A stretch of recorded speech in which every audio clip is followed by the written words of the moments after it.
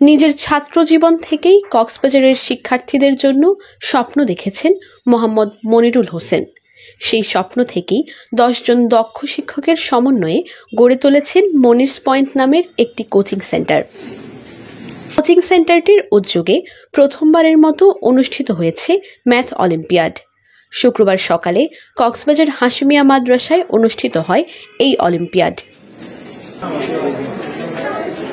কক্সবাজারের স্বনামধন্য শিক্ষা প্রতিষ্ঠানগুলোর প্রায় 8 শতাধিক শিক্ষার্থীর অংশগ্রহণে সুশৃঙ্খলভাবে অনুষ্ঠিত হয় এই ম্যাথ অলিম্পিয়াড।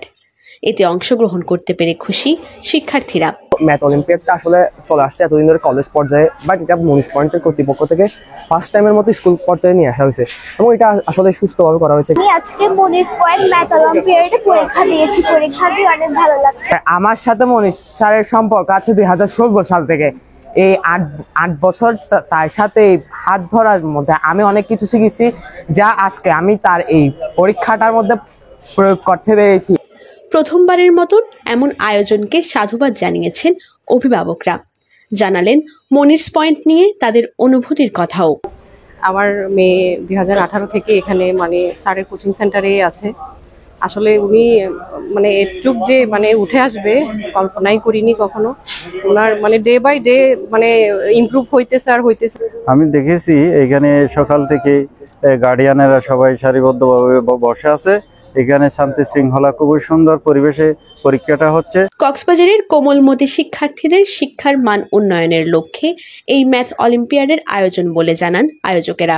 এইটির মূল উদ্দেশ্য হচ্ছে শিক্ষক এবং ছাত্রদের মধ্যে একটা কম্বিনেশন তৈরি করা।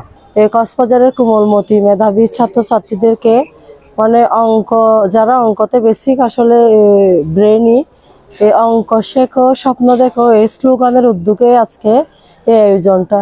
বিশেষ বিবেচনায় 5 জন সহ প্রতি ক্লাসে মোট 15 জন শিক্ষার্থীকে বৃত্তি দেওয়া হবে।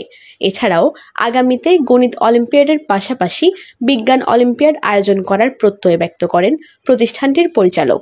আমরা সুষ্ঠুভাবে আমাদের ট্যালেন্টগুলো আমরা তুলে আনবো।